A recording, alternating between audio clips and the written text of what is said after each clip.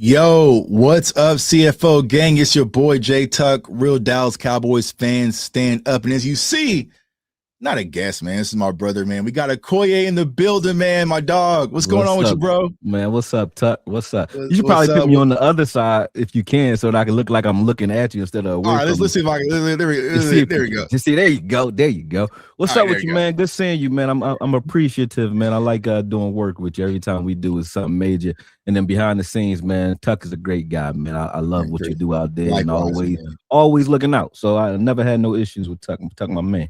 Yeah, man. It's likewise, man. You know what I'm saying? We don't come around solid people, or you know what I'm saying, these days often. When you do, man, you definitely cherish it. Okoye is definitely one of those ones, man. So go ahead, man. Y'all know the drill. Salute to everybody in the chat. Like the content, share the content. Let everybody know Tuck and Okoye is live. So if you're familiar with the community, you know what's about to go down. You know we about to get into some film. We about to have some football talk. You know what I'm saying? So get your notepads out. This is probably going to be a coaching session, but I hit my dog Okoye up on Twitter today and like, yo, bro, let's rock. He said, hit me. So we set this up for y'all, but we really want to make sure that y'all are educated because we are just weeks away, pretty much days away, 13 days away from the Dallas Cowboys kicking off out there in Oxnard. And I know a lot of Cowboys fans are excited. But before we start that, man, everybody represent. Let me know where y'all from, man. We got Sin City. So I know my dog Sin City's representing Vegas in the building.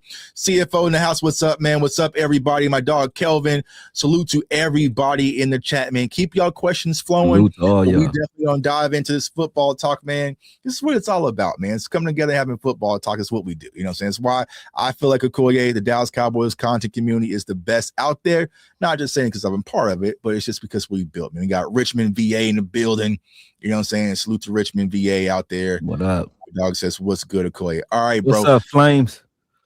All right, so let's go ahead and get to it. I'm going to ask you this question, Okoye, because, you know, a lot of people, right, we all know, unless you live under a rock, the Dallas Cowboys defense was bad, not saying it politely, but a lot of fans, they say, hey, the Dallas Cowboys defense was bad. It was Matt Eberflus, which I do agree. But people really don't talk about the specifics of what Matt Eberflus was doing to make the Dallas Cowboys defense as bad as it was. So when you looked at Matt Eberflus's defense last year on film, because I know you watched a lot of film, you're a junkie just like me, bro. What were some of the things that you saw that was on film? Actually, let me get this queued up, that you saw when it came to Matt Eberflus's defense that was causing issues last year. Well, one, he was very indecisive. So you remember in the beginning of the season, he came out, he was running, we were running like 97% zone. And that was due to, I thought anyway, Trayvon Diggs' injury. So when you have an injured secondary and you don't quite trust those guys back there, you kind of get vanilla on the back end. And that can stifle what you're trying to do as a defensive coordinator. So yes, it is Matt Eberflus, but it's not like, I don't think it was ineptitude only. I think it was a perfect storm. I'm pretty sure that he thought he might have been coaching Micah Parsons at the beginning of the offseason. He thought he would have a healthy Diggs and a healthy Bland. So to his credit, he didn't know what he was walking into. However, once he got down to it, it showed. That's where in my opinion, he got exposed, or the exposure showed. It was his inability to adapt, not only in games, but just in mid-stride during the season. He seemed to be very stubborn. And this is and we had one of those guys before who was also a pretty good defensive coordinator before he got here. In Nolan, when Nolan got here, it was very similar, because those guys have a tried and true tested way of actually deploying their personnel as far as a defensive coordinator and calling plays and so on. And when they don't have the personnel to do it, they still stick to it, right? And that was his issue when it came to me. A lot of small packages. I thought that, he would do that a little bit too much with Osa and Solomon Thomas at the same time on the field, because you can see on the film, not just in the Detroit game, but in multiple games, whenever those big guys would sub out, whenever Kenny Clark was out, we got ran on. Sometimes we got ran on when he was there, but the reason being is we were playing in a 4-3 and nickel primarily, and guards were able to fire off on our linebackers whenever they wanted. And if you didn't have, which we didn't have Kenneth Murray and Shamar James were not guys that can just shed easily, right? So if you didn't have a linebacker that can shed seamlessly within half a second or a second, you were in trouble. You were in trouble because those guards were going to get to the second level almost every play. Yeah, and it's funny, right? This is the symmetry that Okoye and Tuck is on. I got a film clip to show Cowboys Nation a perfect demonstration of that. So let's go ahead and get back to, it was a blur, because I remember watching this game thinking, dog, we just can't mess with these Broncos. I give up, right? So let's get to the Broncos game. All right, so this is the sideline view, but I really want to pay attention to the end zone view. This is my dog, RJ Harvey, off to the races. All right, so what Okoye is showing, let's go ahead and get to the end zone. All right, boom. All right. So what Okoye is talking about is leaving offensive linemen uncovered. All right. I can't illustrate because it won't allow me to do so, but 77, right? He's not covered. The center, he is not covered. 63. Now, I believe they're going to shift on this play. But what this allows to do is for these guys to get up to the second level on 50 and 55. And when you have smaller linebackers, and I've been telling everybody, I showed my college football, photo on Twitter. Yeah, you were safety. I was a basketball player converted. You know what I'm saying? Like, you know what I'm saying? I was a small forward / linebacker, right? I did not like these big guards and big tackles getting up on me at the second level. I was a slip guy, meaning I could slip around bigger guys if the play allows me, the gap allows me. But punching through, being violent, coming through those guys, I was 225 soaking wet. It just wasn't happening. So you'll see that on this play right now.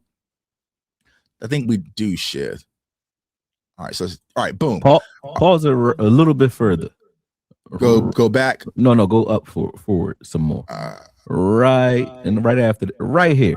There is nothing stop. So when you have guys that's 340 pounds as a linebacker, you beating you to the spot. Your only strength, and you just now alluded to that with your size. Your only strength or your weapon is your speed and your footwork and your ability to be first. And and this scheme wasn't allowing those guys to do that. Because they're not going to run through these guys right at all, and even if they were able to, you're still picking a side, so it still gives a running back a read because he's reading the color on the back of the guy in front of him, and that lets him know where he needs to go and how he needs to adjust based off of how that linebacker plays this block in the first place. So if you're doing this every play, if these guys are, and they were, firing off and getting to the linebackers almost every time they wanted to. And this isn't just the Eberflus thing. We had this problem dating back to when Jalen Smith and LVE was here as well, when we were running, with Quinn and those guys. Like, we had issues then as well. But it just kind of exacerbated itself last year because it was like the perfect storm. We didn't have the firepower or star power on every level. You know, we've been touted for hearing this term hero ball, right? We had heroes before. We didn't have the heroes last year. But we had heroes that can overcome some of these things to make a play before it got crazy, right? A guy runs this down from the back end, D-Law comes and does something amazing. You know, somebody slashes in there and cleans this up. But when those guys aren't there, you get back to the fundamentals of football. And when you see fundamentally how bad this was, you know, it's no secret as to why Christian Parker's here.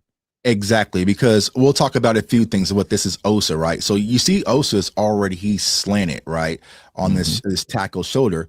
But watch on his first step, he gets his face crossed already. You know, so that's the whole reason for you to be slanted, bro, because that's supposed to give you the advantage. All right. Yeah. So now let's go to the linebackers. All right. So typically when it comes to the linebackers, what you're reading is RJ Harvey, right? He's what we call the dot, right? He's the running back, right? So you should be mirroring his very first step. So he's moving to the left. No movement whatsoever. There's no movement. He's already flowing. So RJ Harvey is already flowing left. And what do you guys see? The offensive line is flowing left. And then what do you see where it comes to our linebackers, Okoye? They just standing. From safety to linebacker, everybody just nobody's moved. The ball is snapped, y'all, Cowboys Nation. It's go time. And you still in the stands, nobody is reacting. So that's one flaw right there. All right. So they're not getting off the ball quick enough. Okay. Now, boom, when you are Shamar James, all right, you know what your gap is, but since you do have that delayed reaction getting off the ball, like Okoye saying, 77's uncovered. Now you got a big guy coming up to that second level. Now you got to make a decision. Are you going to slip around him? But now you really can't come into this gap, which is this B gap, I believe, or it's A gap. It's the A gap just moving. It's moving. The A gap moving, right? Yeah. So you can't get into your A gap, which is your assignment. So now, boom, here comes the action. You have big on small ball, face cross from Osa, big on small, big on linebacker, but he has to leverage. He's sealed. And now it's just RJ Harvey off to the races. And watch what happens to Shamar James. All right.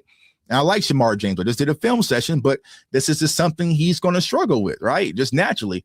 He's getting washed out. All right. And look at this massive seed that's created, blocked up on the ground, sealed. All now this wouldn't have been a touchdown though, right? You know whose fault this is as far as it being a touchdown. Let's take a look here.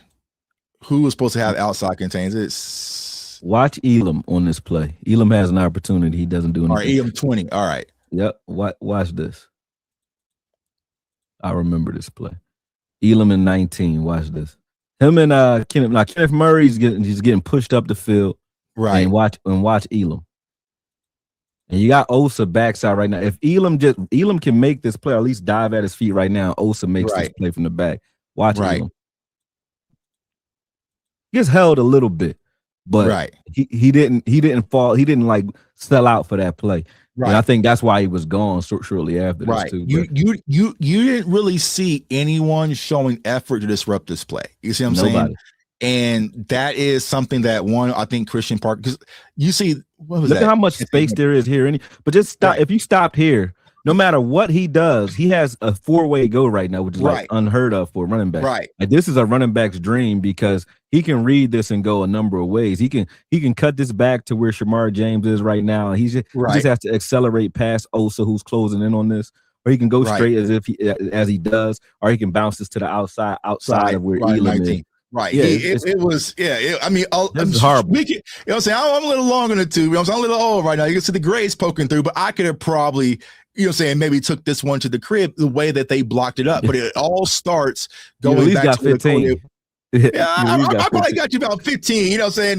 Now after seeing what Conor McGregor did the other night, maybe I need to chill on that. 15 in a torn ACL, something like that. Yeah, after seeing what Conor did the other night, man, you know what I'm saying? I've been kind of cautious in the gym, man. But like Okoye was saying, going back to it, right? The delayed reaction of letting these guys get free releases up to the second level when you don't have guys that can read and react. it's just a recipe for disaster. And then my guy, because like you say, Okoye, he thought about it. He thought about taking that cut back where Shamar James got put in the dirt. He said, "Nah, I got this green over here too. You know what I'm saying? I'll take it all." And then he's off the races for the touchdown. So that kind of shows just one of the things when it comes to our D. y'all don't believe Tucker could have got y'all at least 20. You know what I'm saying? I could have got y'all 20 on that play. But those are just some of the things that comes off of the small nuances that went into play of Matt Eberflus's defense. But when you also take a look at outside of that, Okoye, what were some other things that you were seeing from a film standpoint? Well, not only did we allow guards to just have their way with us, but it was like inconsistency. Like, you're not going to be able to pass rush or have much success up front when you're playing off on the back end and playing vanilla. So we played cover 2 way too much. And if you were going to play cover 2 as much as you're playing it, you either disguise it or you try to you make it, a press cover 2. We weren't pressing. We were playing soft cover 2, which is crazy to me. I think the only time you should play soft cover 2 is when you're in like maybe in the red zone, but in the middle of the field, we'd be playing soft cover 2 coverages a lot. So you were able to get easy releases and easy completions underneath on either side of the ball outside, but then also get up the middle as well because everybody has a free release. There's no press. There's nobody tying these guys up, which buys time for the defensive line to get home. So even when on your best rushes, it still wouldn't matter because the quarterback would always have a place to go with the ball. And a good example of that is if you go to Russell Wilson's game with the Giants. That was crazy. Russell Wilson, we made him look like a genius in that game, but it was because we were playing soft coverages all day. And then a lot of Diggs as well. Diggs was gambling a little bit more than he should have in that game. So I understood Eberflus's frustration with him on that point. But even with that, we were very soft in coverage. And there were coverage alignments. I have coverage alignments that made me kind of like them, which with Kenneth Murray. Well, Kenneth Murray will be mugging the A-gap on certain plays, right? And his assignment. So just imagine right now, you don't have to go to the Giants film. I do have it, but we don't have to pull that up. But just imagine right now, unless you want me to pull it up, I can go get it if you want. It's up to you. But just imagine right now if Kenneth Murray was in the A-gap, and the A-gap would be where the center is right now. If he was standing there, we had like 2 third down sequences where they were asking him to run from the middle of the field and get out to the 3-by-1 side. So where there's the trip side, right? So get underneath that in the flat, right?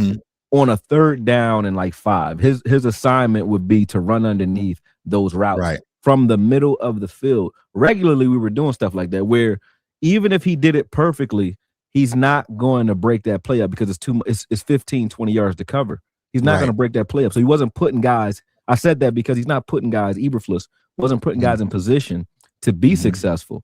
We were pissed off at Murray, I believe, in that Carolina game. Remember, he had an opportunity at the end of that game. I believe he was in the same position. He was mugging the A-gap, and he was able. It was probably like 4th down or something like that. But he was supposed to run underneath a route, just barely missed it. But that's because of where he was aligned. Had he not been aligned where he was and asked to do the things he was asked to do, he would have made that play. So it was a lot that was going on when it came to Eberflus and his inability to, I think, deploy situational football correctly and adapt mid-game. He wasn't an adaptable coach. The Detroit game, I like Ben Johnson because of what he did in this game. If it was Ben, I don't think it was Ben Johnson actually. Who was Detroit's offensive coordinator last year? I forgot who their new OC was. Whoever he is. Whoever he is, because Ben Johnson was in Chicago last year, but whoever he is, what he did was pre-snap, he understood. He saw the success we had when Quentin Williams got here, and we started running those odd fronts, right? We started running, the 5-2 packages and 3-4 packages, things like that. And he knew that when we saw 2 backs on the field in the huddle, personnel-wise, that's what we were going to deploy. Right. So what he did to counter that, and I can get your film so that you can kind of get the visual aid for it, because this is going to be a lot. Hold on. Let me see if I can go all the way back to last season and pull that up. And then while you do that, I'm going to pull up a representation of the cover 2. Right. So this is what this play was showing. So we have cover 2 on the top side. So if you look on this play, we're trying to show some disguise on the back end because we have middle field close with the single high safety. And I believe I can't see that number.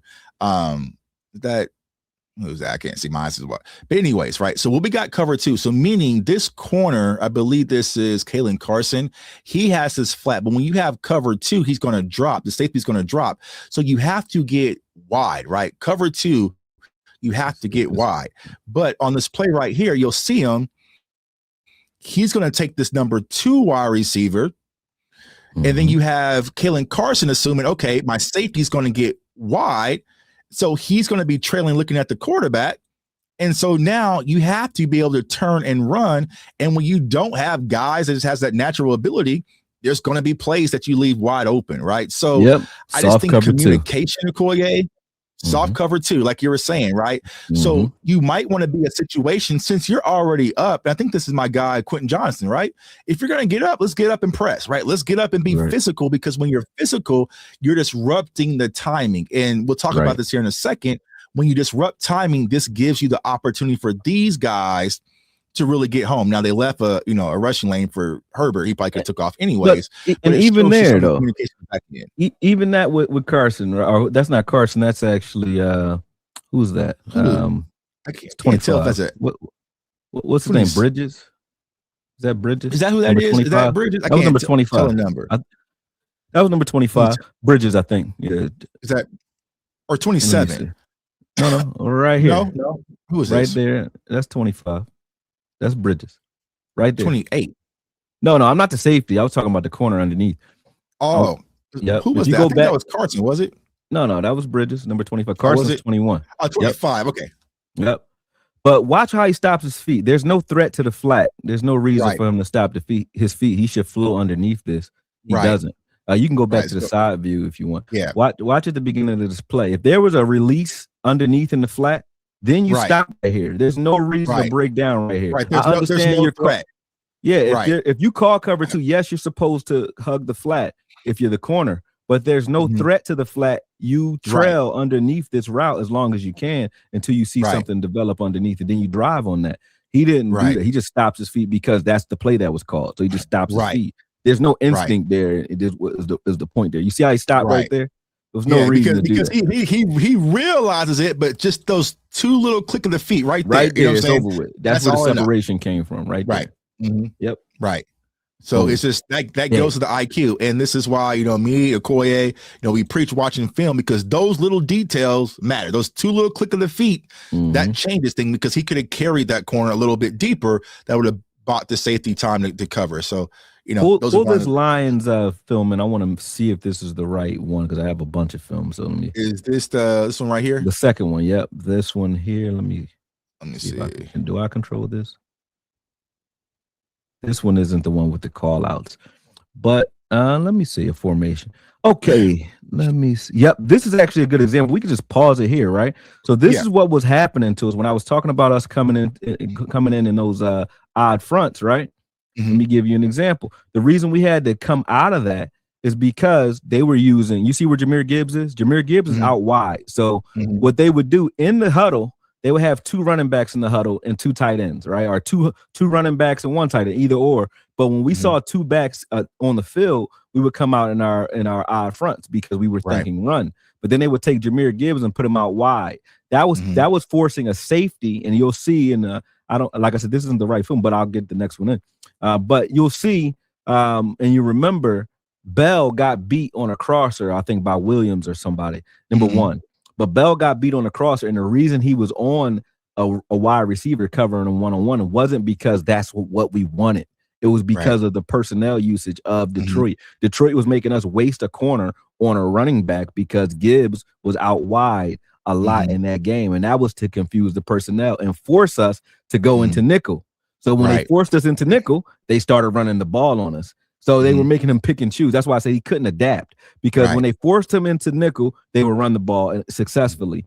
When we were coming out in those odd fronts, they would throw the ball successfully because we were out there with a safety on a receiver, and they were creating mismatches because of what they were doing with Gibbs. So they were making him pick his poison, and he was getting abused because of that. Because they saw the success that he had when we did that with the Raiders and KC and so on. It was very successful. So he ran power on power against our odd fronts. It was in our favor. It was in our favor. So to get us out of that, they used he deployed this personnel package in order to spread us out while we were in those fronts. post snap or pre snap, right after the huddle, post huddle, should I say? Because in the huddle, you don't know what they're coming out in, so you're like, okay, get your big guys out there because they got two backs out there, they're running, right? And then once they come out, they will spread us out and destroy us. Because right now they're in a 3-by-2 set, so you know you got the matchup. So you got corner on wide. What was that getting towards? Was that it? That was Rebel. Okay. Rebel got beat on that one over there. Yeah. This isn't the right film though.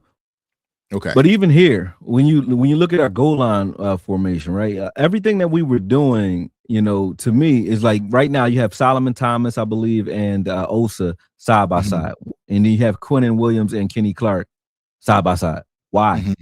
Why not move those guys? You know, spread the smaller guys out. We had pre-snap. You can see that Solomon Thomas and Osa are like, you know, mouse in the house. And watch what happens to them right after the snap, post snap, boom, they're both gone immediately. Right. They slanted, they got pancaked immediately, and now Sam Williams is covering the C, the B, and the A gap by himself. You know what I mean? Right. And then you have Wilson in there trying to make a late tackle. But that's what was happening to us. We were small up front, and every time we went small. So this is another situation where every time Kenny Clark and Quinnen Williams got off the field, you know, we would get abused in the middle of the field. You can see that. Right now, this is Osa and Solomon Thomas right now. Solomon Thomas, 97, 90. Yep. Watch what happened to these guys. Osa gets thrown halfway across the block. Like he slashes, try to get across the face here, boom. And then it gets double teamed. They got him turned. This is something this is a good lesson for guys who are watching, because I think that people argue with me about Osa a lot. And if you're a defensive coordinator and you're trying to judge who's screwing up versus run, if you can't see, and I think Christian Parker actually said this too, if you can't see your guy's name or the back of his jersey, his back he's wrong. That means he's turned. He's wrong. Right. And Osa, watch where Osa gets carried. So you see Osa's gap is, I believe it's A gap. Yeah. No, B gap.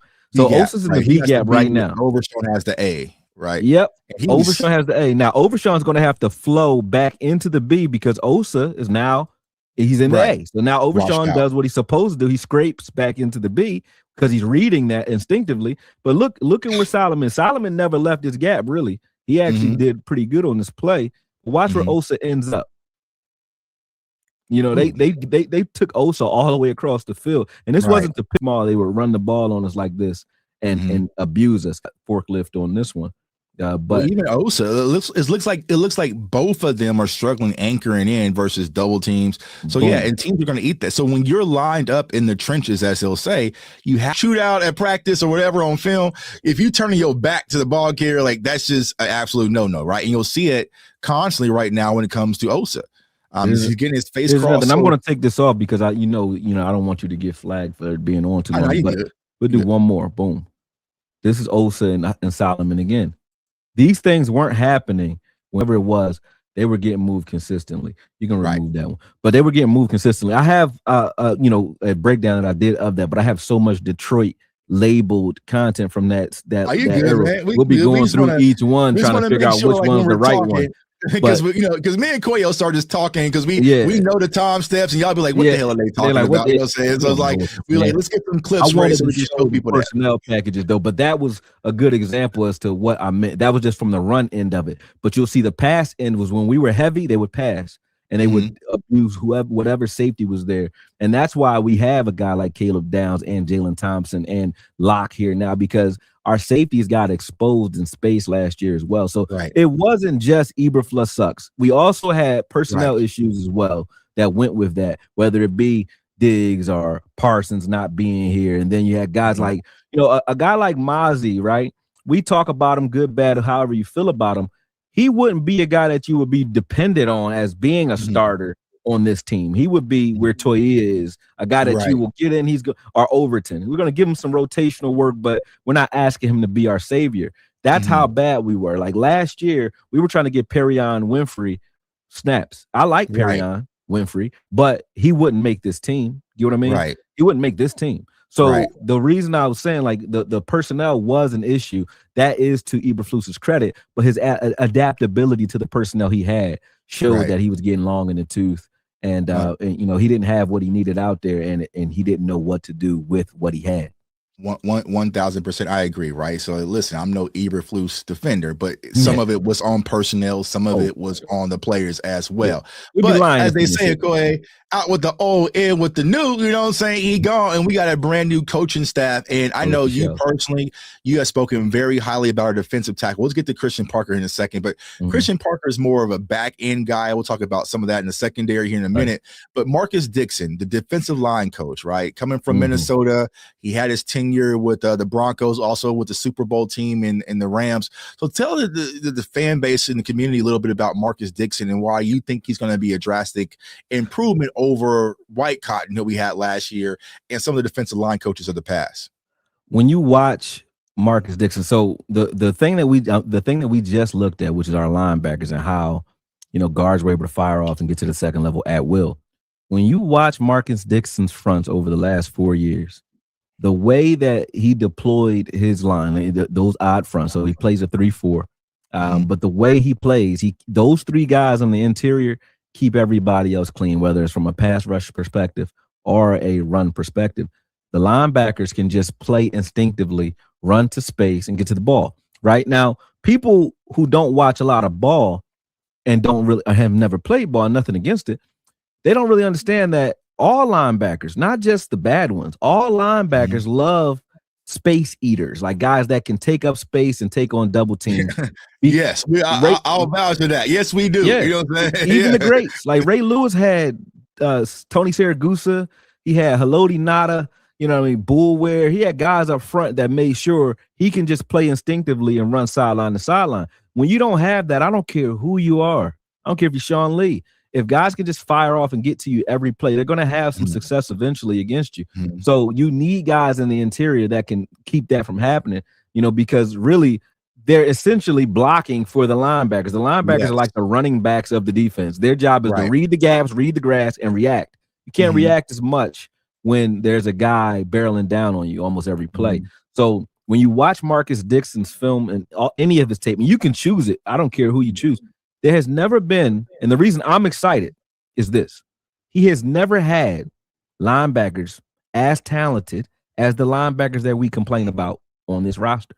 He's never had them. When you look at Alex Singleton, if you could pull up his stats, or you could just look at it whenever you guys want.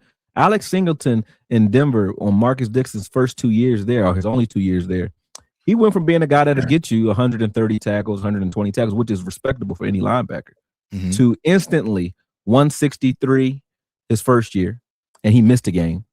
177 his second year, right?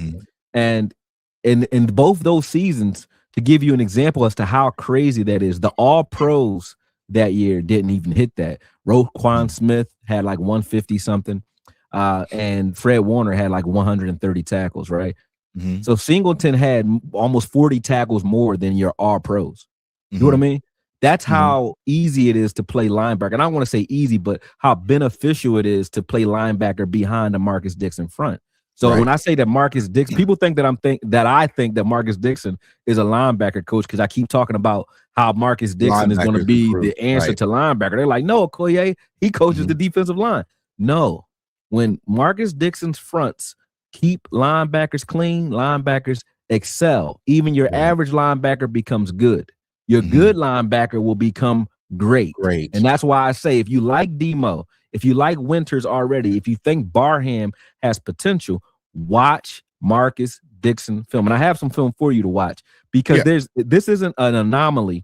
Because if it was, I would say, okay, it's just Alex Singleton. Maybe he just excelled with Marcus Dixon, right? But then he had support the channel. Make sure you guys. Oh, yeah, to put Matt Milano. I just went on mute. Then boom, there we go. But he had Josie Jewell as well, right? When he had Josie Jewell had, I think, 128 tackles his first year alongside Alex Singleton. Last two seasons, and you'll see this is last season, but the last two seasons he had Blake Cashman. Last season he had Blake Cashman and a guy by the name of Eric Wilson. This film is about Eric Wilson and showing what his fronts do, number one, but also what Eric Wilson, who is a journeyman. Eric Wilson has been in the league 9 years. You don't know who he is, do you, J Tuck? No one does, because he's been a special teamer and a backup his entire 9-year career. This was his second year starting. The year before, he started half the season because someone got hurt for Green Bay. He started half the season for Green Bay, which is how he got the job. in Minnesota last year. So in 2024, he started for Green Bay for half a season, and he started this season. He had 122 tackles last year, 17 tackles for loss. That's number 55 you're going to be looking at. 17 tackles for loss and 6.5 sacks. If you didn't call him Eric Wilson and you just said that was Barham, that was Michael Park, you'd be like, that's crazy. That's a Pro Bowl season. Well, right. You're going crazy. But it's Eric Wilson, who never did anything in this league. Suddenly, Marcus Dixon arrives. Him and Blake Cashman took off. Blake Cashman had 144 tackles in 13 games. If he'd have played the entire season, we all wanted Jalen Brooks, right? Jalen Brooks had 183 tackles, and we were like, look at how many tackles he gets, right? Right. Blake Cashman was averaging the same amount. So if he played the 4 more games he was supposed to play, he would have surpassed or matched what Jalen Brooks did. Nobody's trying to argue that Blake Cashman is as good as Jordan Brooks. Nobody's arguing that, right? But he would have put up his same production because of the fronts that he's playing behind. You know what I'm saying? Right. So that's why I look at the guys I look at the guys we have and I say, do you think that Blake Cashman is better than Demo? I don't. Do you think that he's better than Winters? I don't. I don't think he's even better than Barham potentially, right? I don't look at Eric Wilson's definitely not better than those guys. Alex Singleton is not better than those guys. Josh Metellus is a safety, so he's not a better linebacker than those guys. And the year before, in 2024, Josh Metellus was able to play linebacker in the same front successfully, had 106 tackles as a safety playing in the box. Now, we did that. When we put safeties in the box, they got exposed. Right, because they get to the next level. Right, exactly. When they put safeties in the box, they can just run the space and tackle because they're not getting touched. They're not getting touched. And this is, I watched every snap, six games, every snap over 6 games over 4 seasons. All right, so that's 24 games of footage, and it doesn't miss a beat, and it doesn't disappoint. Right, so I'm going to go ahead and play this. All right, let me see if this is the long form. I believe it is. Boom, here we go. I think this is the first play. Yeah. So you'll see to the right, that's Eric Wilson. Just watch Eric. On this one, he made me a liar on this particular play because on this play, he blows up the tight end, number 18. He's going to blow him up on this play. So I said in Marcus Dixon's fronts, you usually don't have to shed any blocks. It's not necessary. On this particular play, he blew 18 up and still made the tackle. I love what he did there. Boom, met him in the gap. He knocked him out of there and made. And so earlier when I was talking about slipping versus punching, that's a punch. That's coming down punching, right? You know that's a punch, but he's also punching the tight end. I would do it on occasion, depending. You know what I'm saying? When I ate tight end or a running back, take a shot. Yeah, but I didn't want to do it a lot. You know what I'm saying? And so exactly. Right. Now, when you look here, though, when you watch the rest of this, the footage, and we're going to keep going. But when you look here, you'll pay attention to not only the spacing. So we were talking about odd fronts. Pay attention to the spacing. Right. Boom. So you see these 3 in the interior. Jonathan Allen. I don't know 90.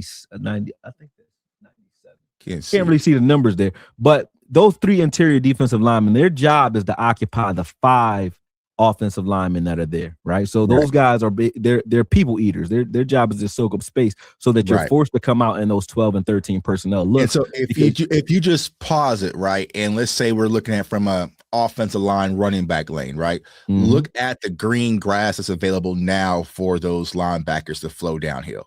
Exactly. Compared to what we were showing with the Cowboys. Exactly. There's no one on the second level, although this is a pass play, I believe. But there would be no one on the second level either way, because his scheme, the job of those guys on the interior is to soak up all 5 or 4 at least of those offensive linemen so that they don't get to the second level. So you have to be able to not just take on a double team, but be disruptive with a double team. Right. That's what you have to do in his scheme. So that's why guys like Osa weren't gonna fit here, because they're not guys that can take on double teams consistently. Right now, the reason this happens, the reason this sack happens, right, is because the way this is something that we were doing. I was showing anyway with Rashawn Gary. They do a lot of rerouting in his scheme as well, even though this is play action. But they do a lot of rerouting. What I mean by that is, if you look to the right, you see Van Ginkel. He's kind of being blocked by both tight ends, but when those guys release late, they don't have time to get the ball out. If you look at the offensive line, just count how many bodies are on the offensive line. So that'll tell you how many people are out wide. The running backs here, you have the full offensive line. So you have 6 linemen. So they brought in that's a tight end. So they brought in, 2 tight ends. They have 5 offensive linemen, the running back, and the quarterback's here. You know what I'm saying? Right. There's only 2 men out. There's nobody out, right? But we're not committed. We're not blitzing. We have 1 extra guy coming, but it's not like an all-out blitz. So you got 5 on 2. How hard is it? It's 5 versus 2 in coverage. You know what I'm saying? Right. So the quarterback, even though we know there's not a great pass rush on this play, the quarterback has to hold the ball longer than he wants to because it's taking forever for his guys out there to get open.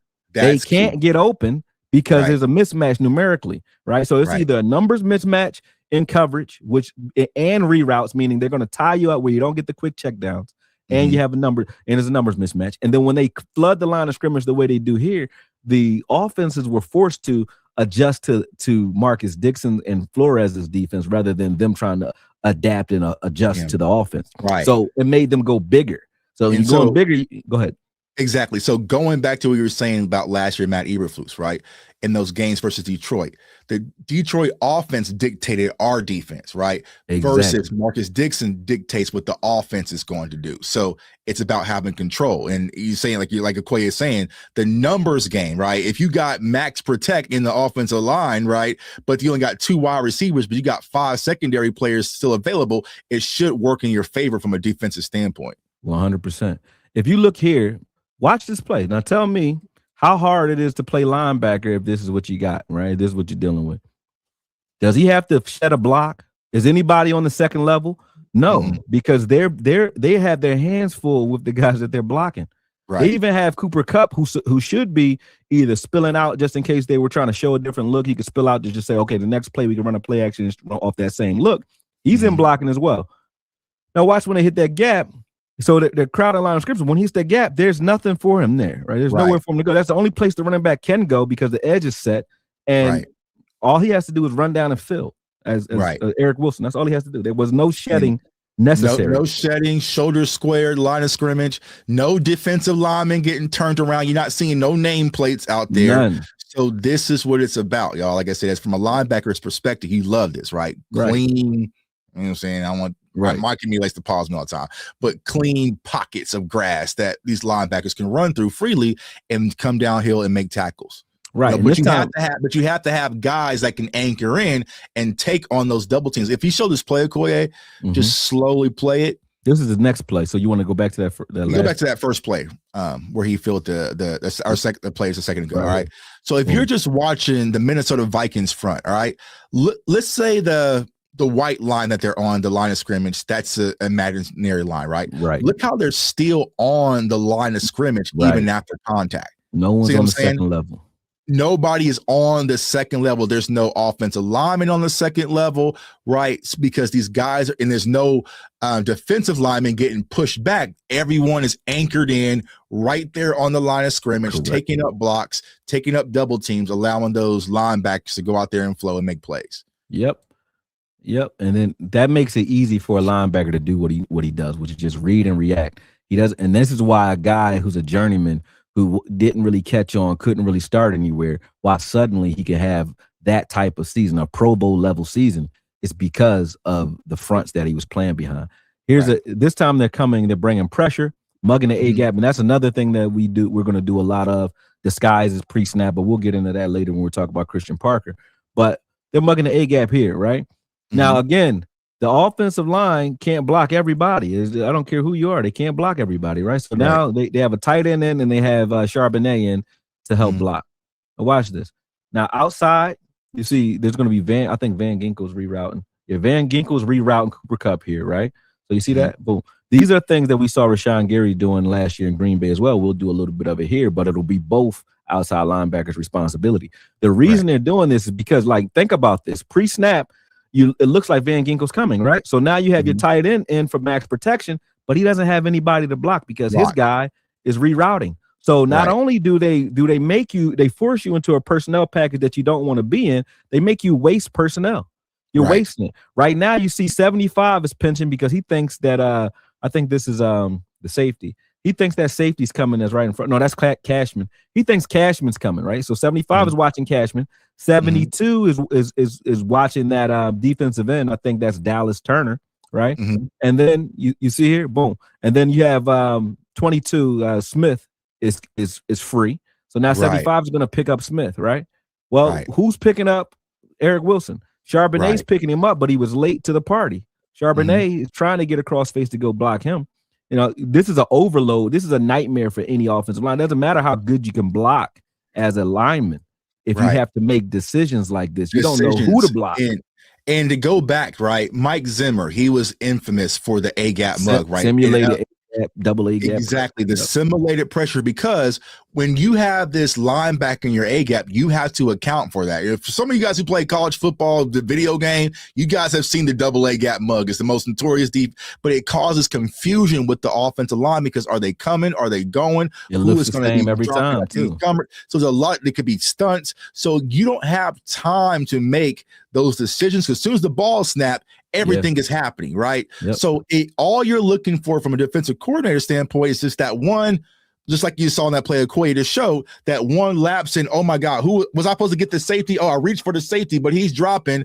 And now you have a tight end that's unoccupied, sitting in space. And now you're able to get pressure that's being unaccounted for. So that shows the different things you can do on the front end to create pressure. It's not always about winning the one-on-one pass rush. You can win and get pressure and get sacks and all that fun stuff with your scheme if you got a defensive coordinator. You know what I'm saying? I just said here, I said, imagine Barham with this type of look. Barham or Demo with just a running back to deal with, or whomever you put in that A-gap. But just imagine them only having to deal with a running back on a regular basis. Like, this is normal for Minnesota. This is what they did to us too. So this is not an anomaly. They did this to us as well. They smoked us. This is the reason. This is the reason Marcus Dixon is here, is because of what they did to us when we played them. You know what I mean? They beat us without a quarterback.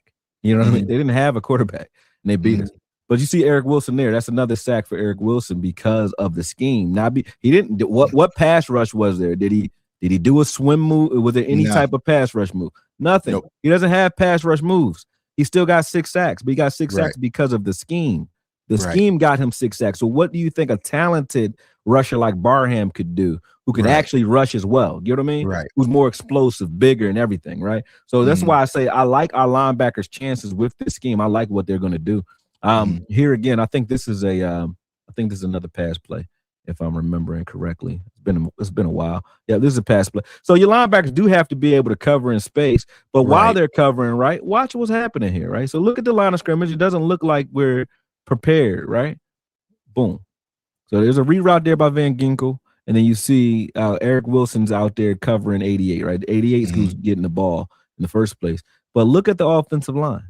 Look at the offensive line. Look at how much chaos is there in the A-gap. And and Darnold has to stand in there and deliver, even when he delivers this ball. No difference. Them Minnesota Vikings out there getting pushed out that line of scrimmage. And these guys, Jonathan Allen ain't no joke, and neither is Redmond. But you wouldn't tell me that Jonathan Allen and Redmond are better. They're not. Not even close. So if you're telling me we're going to get these type of looks and these type of simulated pressures on top of what these guys can do individually anyway, and he's creating situations for them to be one-on-one on a regular basis, it's over with.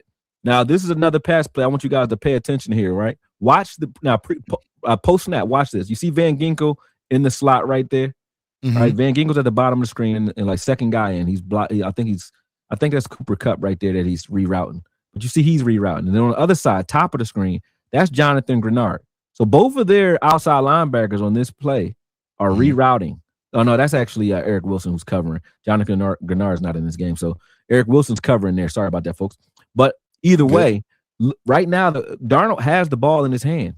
Where can he go with the ball? At the bottom of the screen, both guys are pressed. So to his right, he can't deliver that ball there.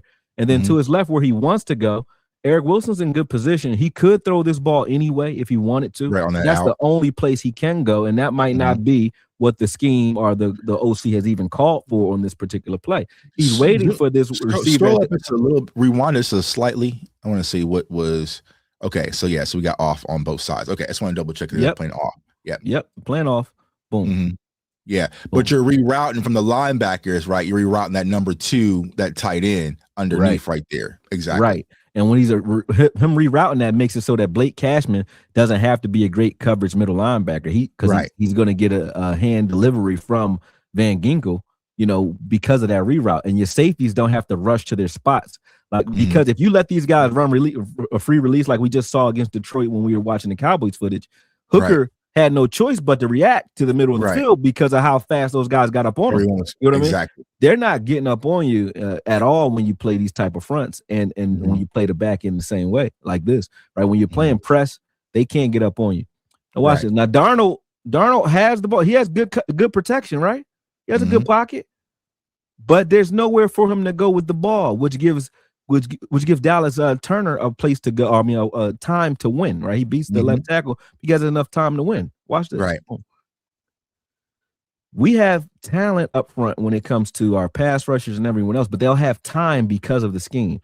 This play turns into a sack fumble, not because of talent from Dallas Turner, but because of the scheme. Right now, he's waiting for 18 to get open. He's sandwiched everywhere on both sides where he's looking up the middle of the field where he should be going because you have a split safety. So if you go back here, right, I'm talking fast. All right, so chat. So we'll make sure y'all paying attention though. I'm gonna ask y'all a question. Let us know in the chat.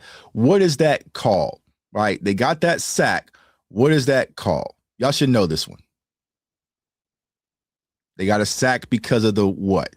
I'm gonna give y'all a little clip. All right, there you go. Oh, that's a good tribute. Make sure ain't nobody sleep in class. You know what I'm saying? Make sure everybody sleep in class. You know what I'm saying? We started to cook, but let me know in the chat what type of sack was that called. All right.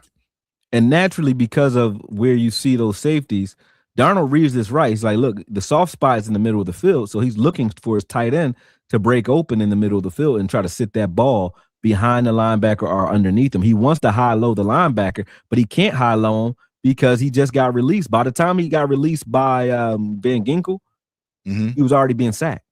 Right. See, right now, he's ready. By the time he gets released, he's sacked. Boom. Right. Now Kupp is on it, but both those guys were being pressed the entire time. That destroyed the timing of their offense, and that's why the sack came about. So this scheme creates sacks for guys as well. Van Ginkel had 11 and a half sacks the year before, and I think Bernard had 12 and a half. They both were all pros. It wasn't because they just suddenly got talented. It was because this scheme just makes it very difficult for quarterbacks to assess and do what they want to do to you.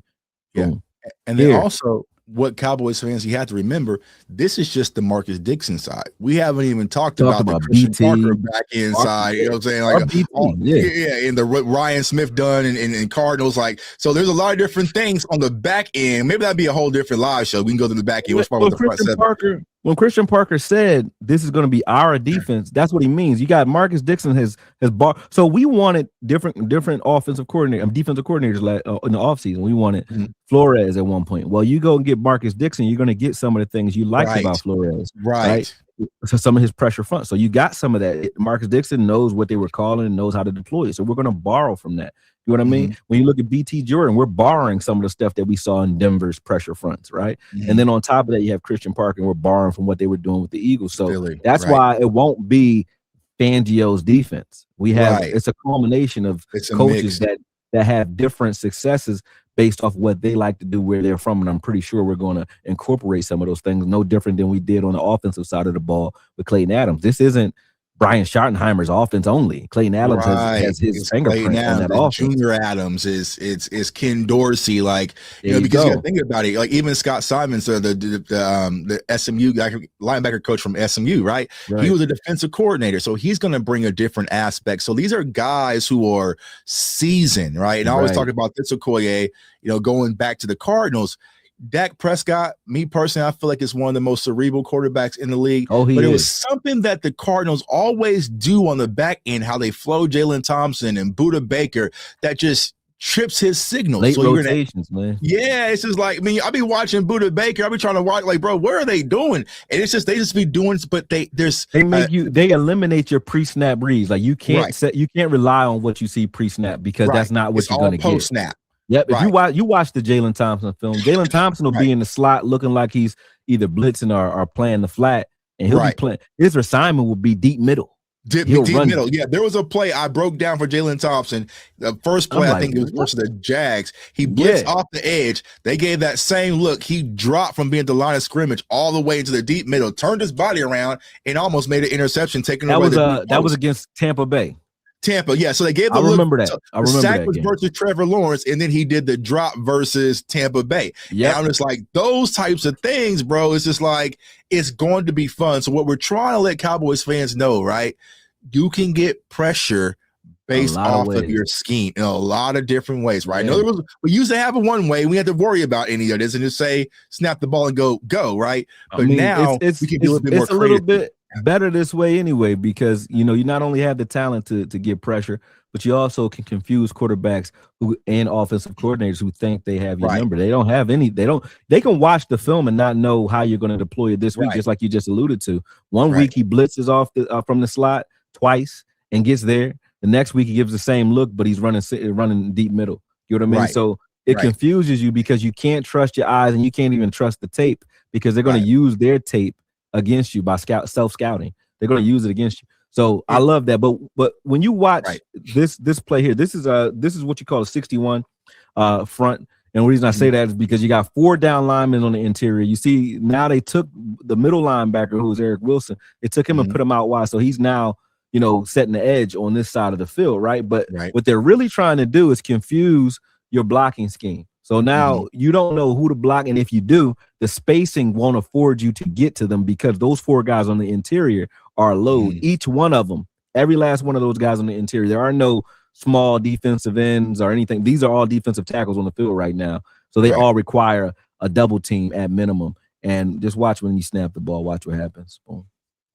Boom. See this here? Now watch Eric Wilson to the right. Who blocks him? Nobody. Not a soul. Right. How hard is it to play linebacker when you're running free in the backfield? Almost the entire. This is all the same game. This isn't like that backside guard came on a pull, right? Yeah, he beat him to the spot. Right. So beat him to the spot. And he couldn't even hinge his hips to get low, so he just threw a little arm out there. Yep. And you should, as a linebacker, you should be able to win that, right? You should. Yep. Free release, coming off the edge, untouched. Even though he did try to throw a little last-minute shoulder to save the play, you should beat that because you should be bending in directly where that running back is going to be. And you don't hesitate. If he takes any false steps here or he waits for it, he gets sealed. If he tries to meet it with his inside shoulder, which is his job to do, he's supposed to just meet it. But he doesn't even, Eric Wilson, that is. But if he just tries to meet this. Yeah, there was no point to spill it. Yeah. And right now he's looking like he's doing that because you see that inside step right here. Right. So when he takes his inside step, this is why the guard breaks down and slows down because of this step right here. I'm going to show you. Right there, that inside, he did it very fast. It's a little, a little jab. He took a little hesitation inside. Right there. Boom. And then he's going to bounce outside. Boom. Right. Done. Same thing. Same look. Now you got a double A gap pressure again, right? Now watch how this simulated pressure confuses the entire blocking assignment. It doesn't matter what the quarterback calls. Somebody's going to have a mismatch based off of where these guys are lined up. So those guys on the interior that are in the A gap, they have those the from guard to guard. So the guard, the center, and the other guard, left guard, right guard, and the center. They all have to account for the fact that Blake Cashman and Wilson are there. Are they coming? Nobody knows, right? Now, at the end of the day, because of the resources that they have to allocate to be able to block those guys in the interior and Grenard on the right, they choose Grenard as the true rusher or the true defensive end on this play. So they're going to slide to Grenard, which means Van Ginkel on the other side of the field, who's also a pretty good rusher, he has a tight end to deal with, and Charbonnet is going to flow over. That's what that arrow is for. Charbonnet is going to flow over to try to help the tight end because they know the entire offensive line is allocated for, the linebackers and those linemen that are down to the right. Now watch how they slide. Boom. See the slide? So the line slid to our right. Blake Cashman and Eric Wilson are dropping in coverage. They're not coming. But look at 75 and 55. They're standing there blocking grass. Grass. There's nothing to block. You know what I mean? Right. So still, Grenard is one-on-one right now on the right side, and Van Ginkel's dealing with a tight end and a running back, and just comes in, gives a little quick spin move. And right now, because those 4 are coming, you got 7 back in coverage. Right. Rush 4, drop 7. And Cowboys fans, if anyone should know about this, giving someone a headache, it's us, right? Detroit, that's how that Zach Martin year when they whooped our ass, that's all they did. They was able to beat us with 4 and drop 7 because you have numbers on the back end. You should be good in coverage. And the crazy part about Detroit, they were still getting to the quarterback. Right. And he doesn't figure this out until he has the ball in his hand. Darnold doesn't know what's going on until now. Now he knows the middle linebackers aren't coming. Boom. Right. Now, while he's look how long he's holding the ball, trying to figure out where to go. This is another coverage sack. He's going through progression. Watch his eyes. Right. Exactly. That's what I'm going to say, Koye. So watch him go through his progression. So he's on his first read. 1, 2. Then he's going to, right. So first read, hitch, one read, second, get third, back to it. Right. Over with. So he is processing, right? Going through his first read. That's not there. Second read. And by the time he's trying to get to his third read, there's the sack. Exactly. Yeah. Over and over again. Here, look at the split right here from Van Ginkel. These are things they're going to do with Ezeraku, things they're going to do with Marist if he's playing, Gary. Look how wide Van Ginkel is out there. He's out there in no man's land, right? But the reason they're doing this is because they slid the rest of the defensive line all the way to the other hash, right? So they're forcing isolation with that left tackle and Van Ginkel. This is a setup play for Van. Yeah, this is an ISO or one-on-one for Van Ginkel. But the confusion opposite side, because they're going to blitz, I think, Harrison Smith opposite side. Let me see who they blitz on this side. I think it might be Murphy, actually. But boom.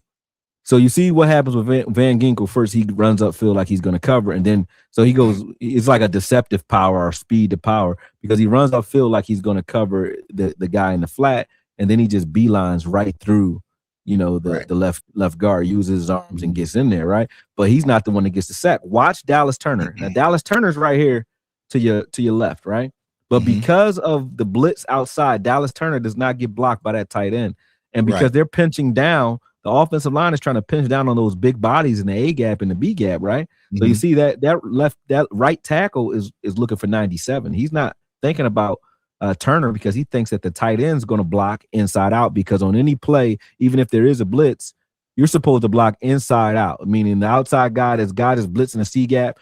If you're going to leave somebody free, you leave that guy free. You don't leave the guy in the B gap free. Right. But the because tight end, the longest distance travel to the quarterback. Exactly. So the tight end, though, doesn't get the memo, because he's blocking the guy that's off screen right now. You see number 7 right there blitzing. So who's blocking number 15? Who blocked him? Nobody. Easiest sack he ever got. Boom. Right. Got half a man to deal with, pretty much. Right. And if you rewind it just slightly, Koye, going back to number 43, what he has, and I've been trying to explain this to my community, is the two-way goes, right? So as an edge rusher, what I mean by a two-way go is you can either go on the outside or you could go on the inside, because there's no other assistance, right? So it's like a basketball move, a crossover, right? I can either take you right or I can take you left. And when you have that for guys who I believe like Malachi Lawrence, Rashawn Gary, Donovan Ezeraku, I think they can take advantage of that, because last year it was too clunky with the scheme. There wasn't a lot of two-way goes for those guys, right? It was somebody in your gap. So you had no choice but to take the outside pass rush.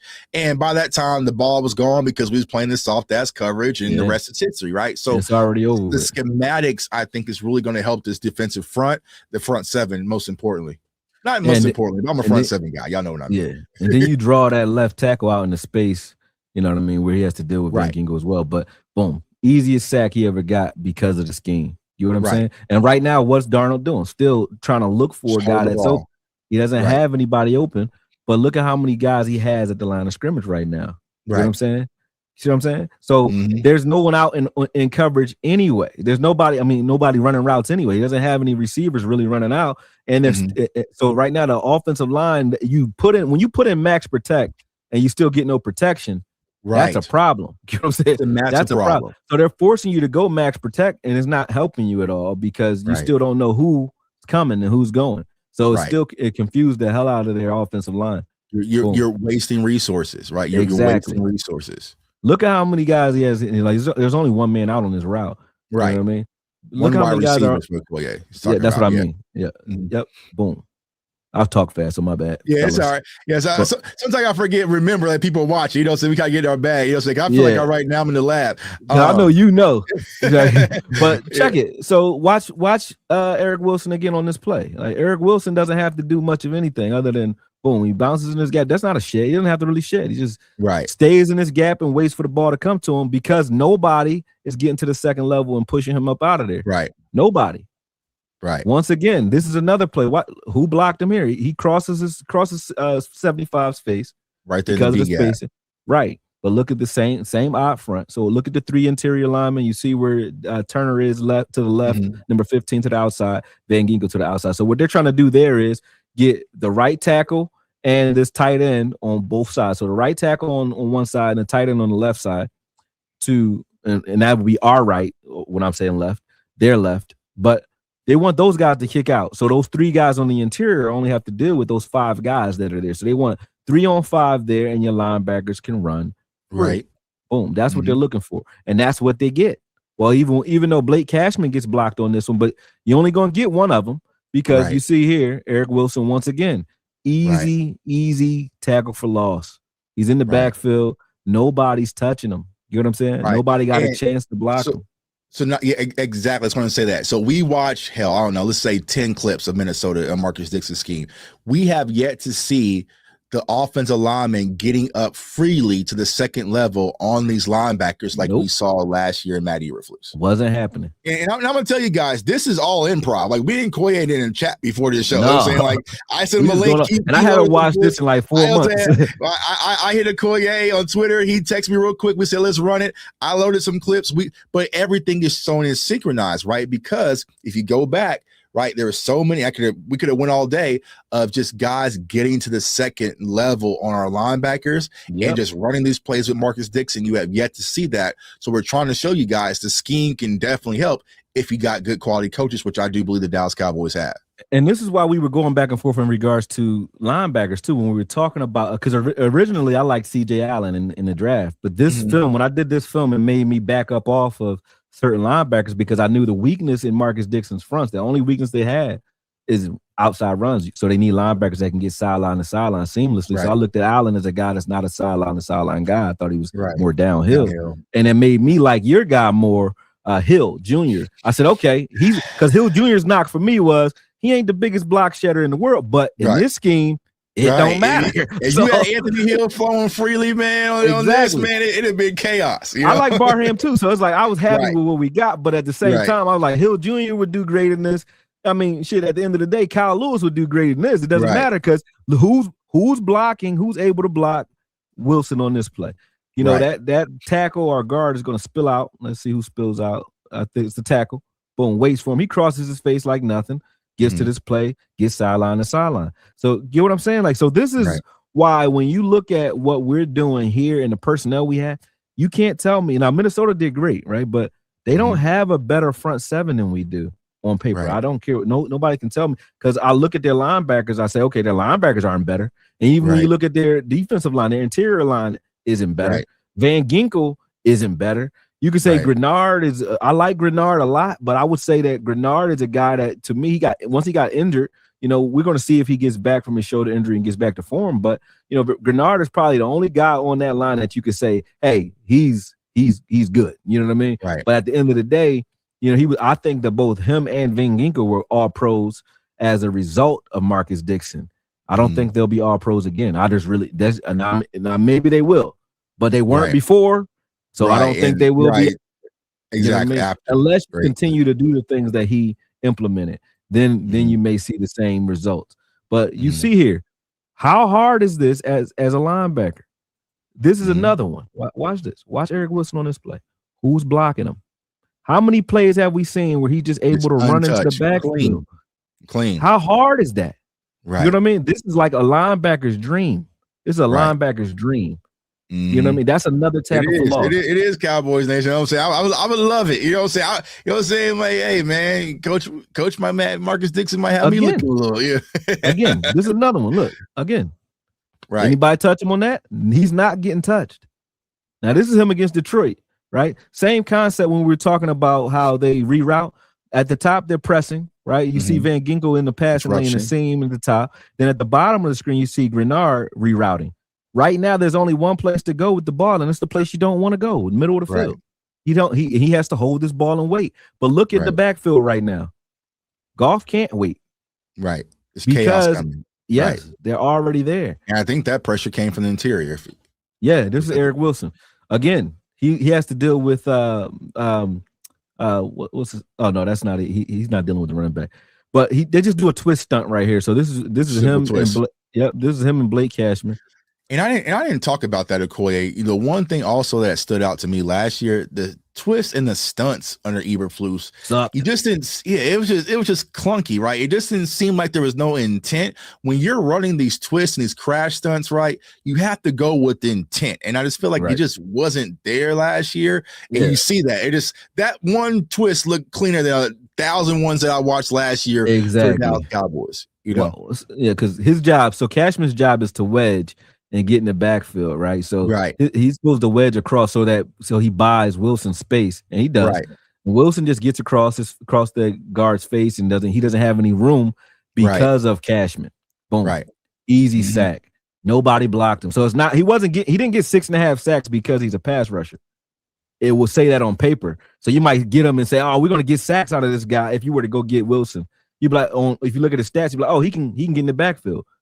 Only reason he was in the backfield is because nobody was touching him. The scheme created these sacks for him. This is another one. So he's pressing here. Again, they're pressing it in the seam and on the bottom of the screen. And look here. Boom. It's just him and Gibbs. Gibbs ain't the best pass blocker, as you can see. It's already over with. Where can Goff go with this ball right now? Right. It's already over with, though. Right. It's over with. Boom. Can you go to an end zone shot just at the front? Because I saw someone say that, you know, it's going to be a 3-man front.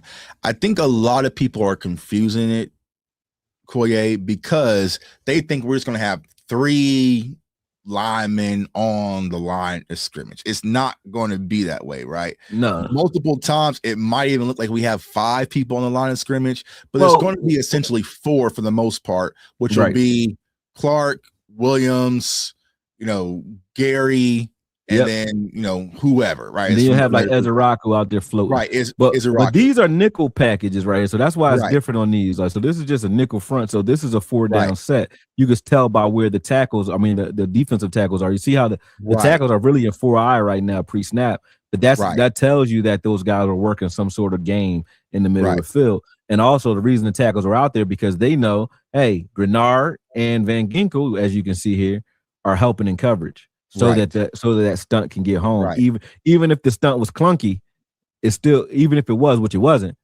it still would have got home because they're buying the time for you to do it right now. They're buying those guys time.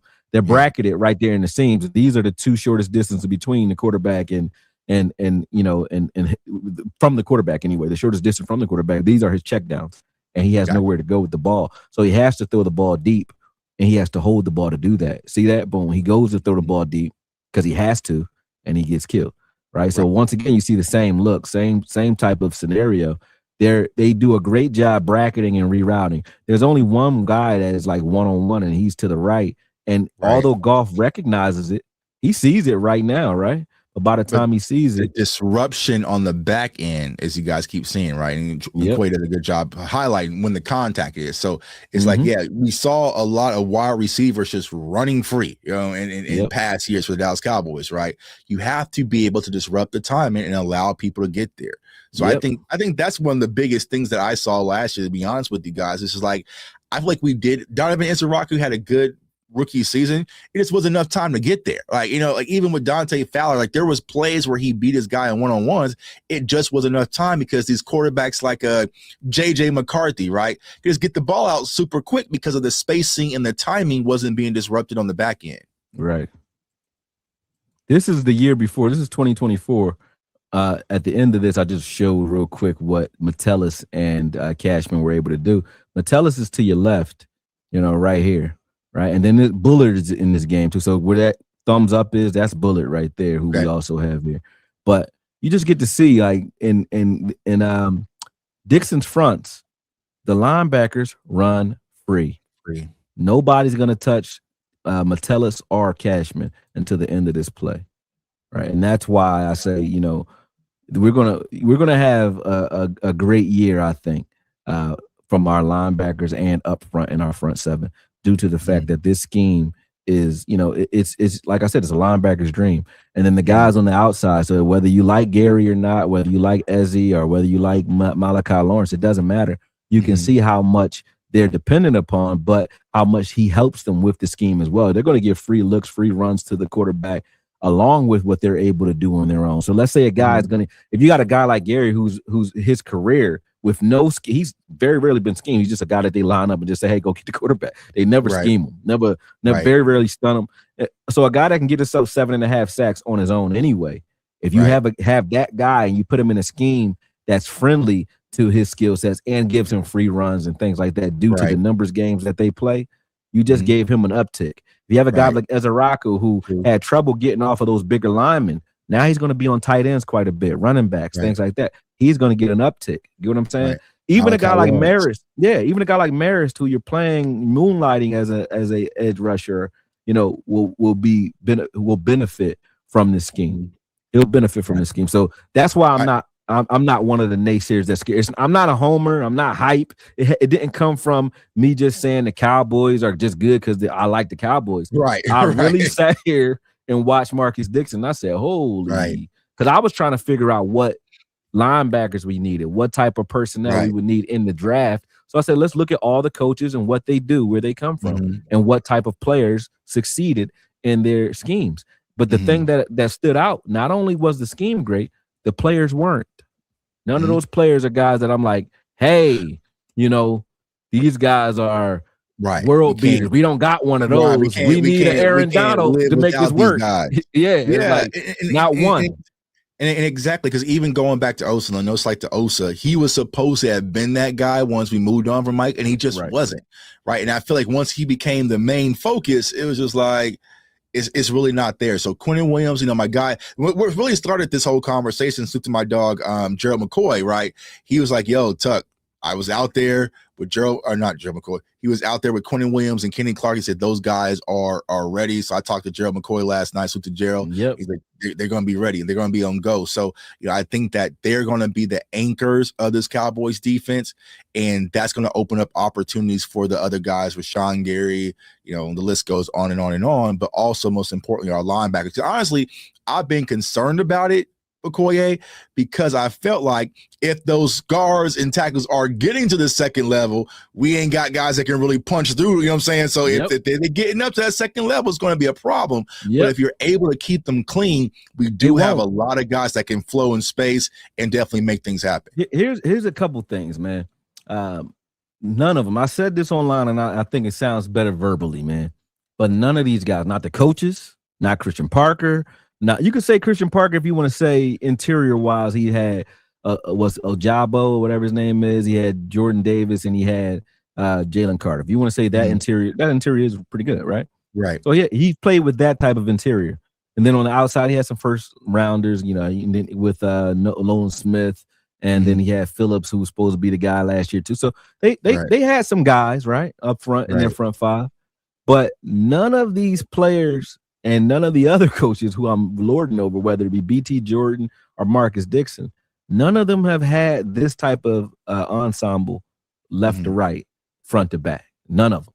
Not the players or the coaches. Gary has been Gary. He's never played with Quentin Williams and these type of guys. And you have Kenny Clark's never played with a guy like Quentin Williams. Quentin Williams never played with a guy like Kenny Clark. Until last year. But, you know, you have all these guys across the board who can flat out win a one-on-one. And now they're forcing you to have to block them one-on-one. That's a problem for anybody. I don't care what you talk.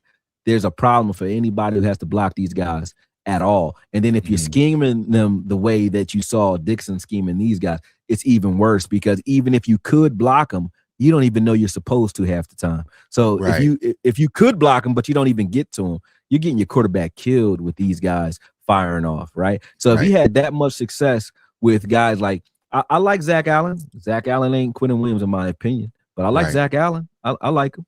I like Cooper. I like Benito. You know what I'm saying? Those guys are good. You know what I mean? Don't get me twisted. But I do think that when you have a guy like Benito took off as soon as BT Jordan got there. That's when he took off. So did Cooper. Those guys took off when BT Jordan came in. You know what I mean? So I like those guys, but I do think that BT Jordan is part of the reason that they were successful. And even after he leaves your team, if you look at Seattle last year, because he was with Seattle 2 years ago, right? But after he left, the guys that were still there, Williams and Mafe and those guys that were still there, you can still see even middle linebacker that we want, Bobby Wagner. Even Bobby Wagner late, and they say you can't teach an old dog new tricks. Watch Bobby Wagner has never been a pass rusher.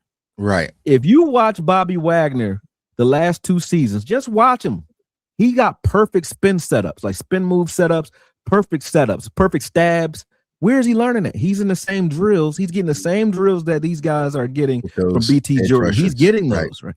So the linebackers are even rushing better because of it. Right. Still last year, they don't talk about it. They don't give them the credit. But I think the Cowboys organization understands why Seattle's off the defensive line was so hard to block.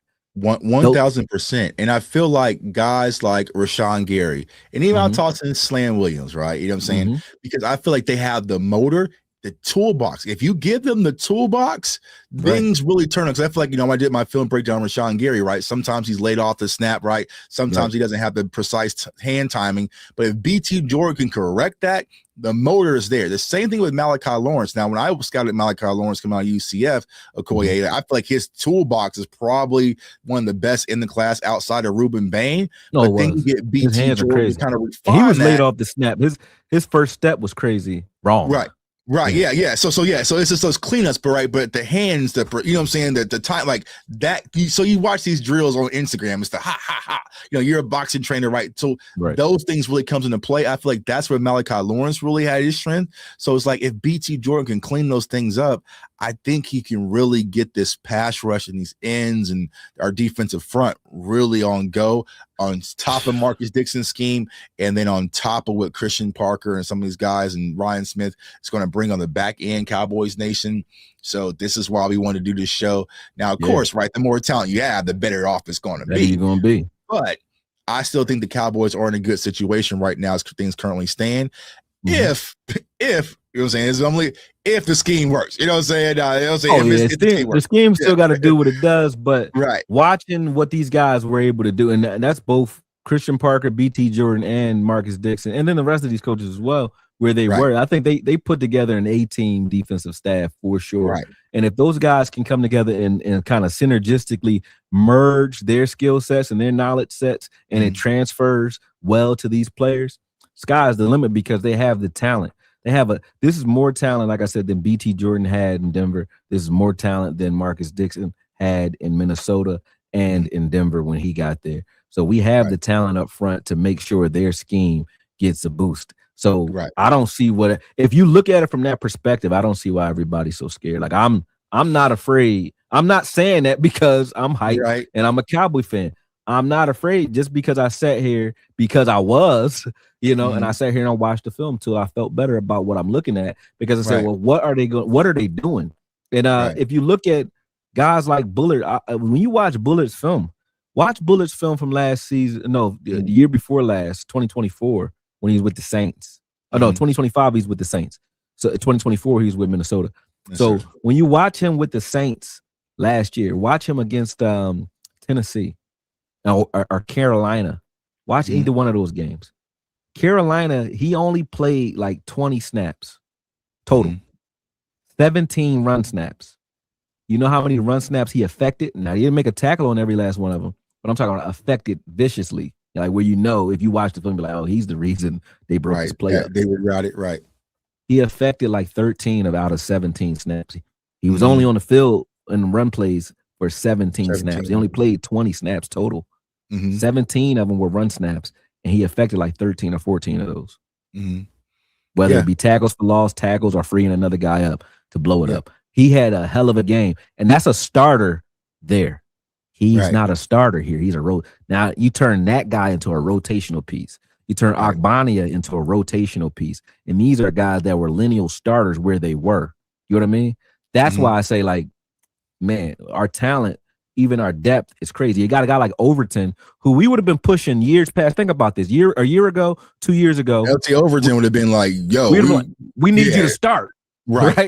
Right. Now he's just a guy. Now he's probably just in the cut because there's another guy, Okoye. I think once you get a hold of his film in preseason, one of my guys out of Kansas, that I think you're really gonna like his film. Tommy Dunn.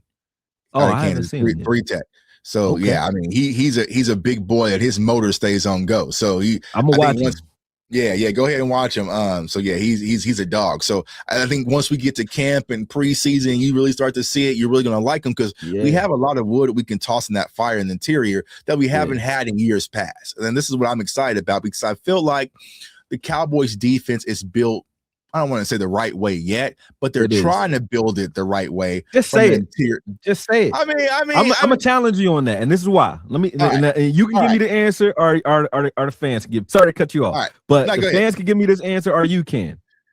What draft can you ever think of where we didn't need? And when I say need, I mean some of these guys will start, but you didn't need any of them to start. Right. What draft can you think of? Even Caleb Downs. We all love the fact that we got Caleb Downs. Jalen Thompson has the very same skill set.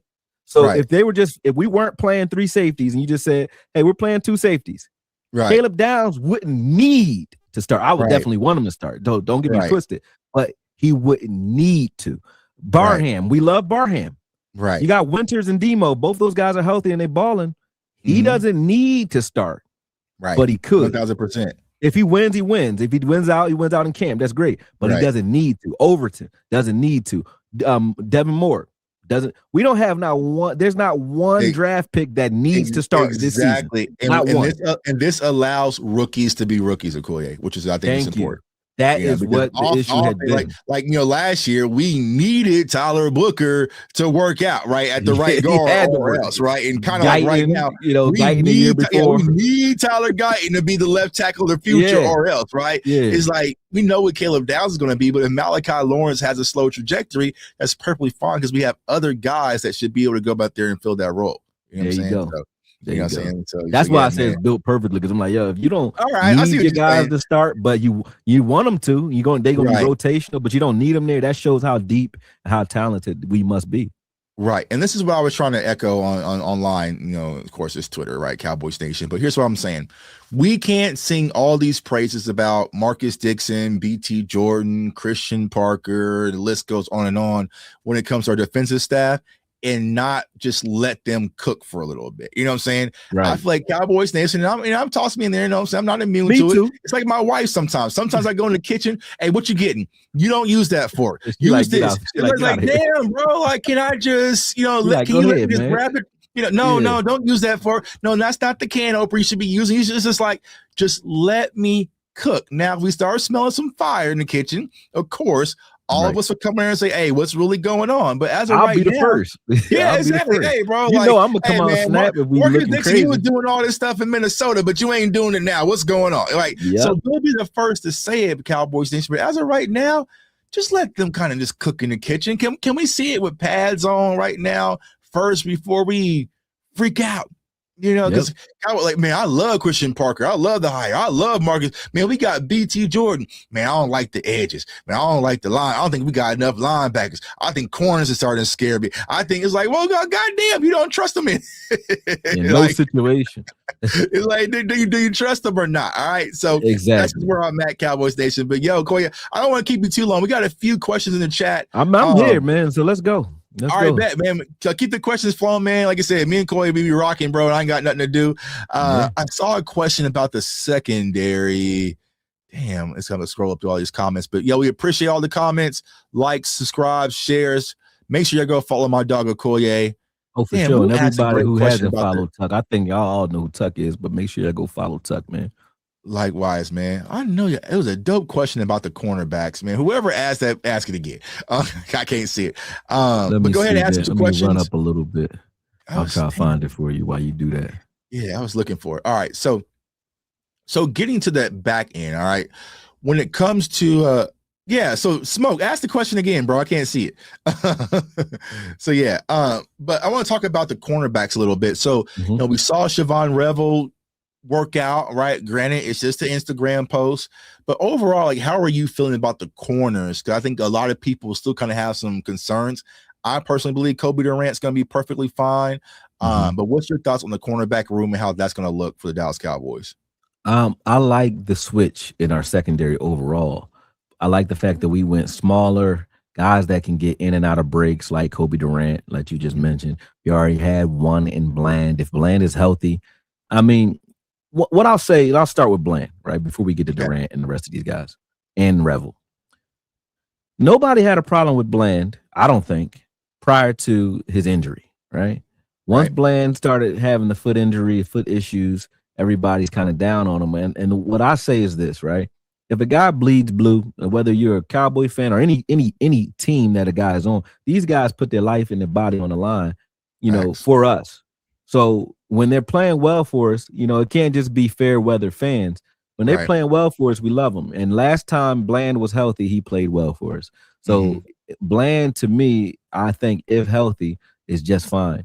Because I'm looking at him as, obviously, I want him healthy. I don't want him rushing to get back on the field as an injured player. And I think Bland is healthy now because he took some time at the end of last season. And I think in this offseason, I haven't heard much about him, so about any setbacks. So I think Bland is a fine corner. Is he the best outside corner in the game? No. I think that he's much better in the slot, but I do trust what Christian Parker is trying to do with him, with Caleb Downs being your nickel guy, right? But you'll see some rotation there as well, just like you saw with Seattle with Eminwari and Devin Weatherspoon. Those guys rotate in that slot as well, right? So sometimes you'll see a true corner in the slot. Sometimes you'll see Caleb Downs in the slot or Jalen Thompson, either or, depending on the situation and the matchup. I'm fine with that. I'm not afraid of that. I think, and I'm not thinking that Bland is going to be suddenly a shutdown corner that's never going to give up any touchdowns or yards, but he's a fine corner. He's a good B to B plus corner, in my opinion. Kobe Durant is another guy. Yeah. Kobe Durant is another guy that's of that ilk, in my opinion. He's a playmaker. He reminds me of, I don't know if you guys, how old you guys are, but he reminds me of Cortland Finnerland. Remember him? Small.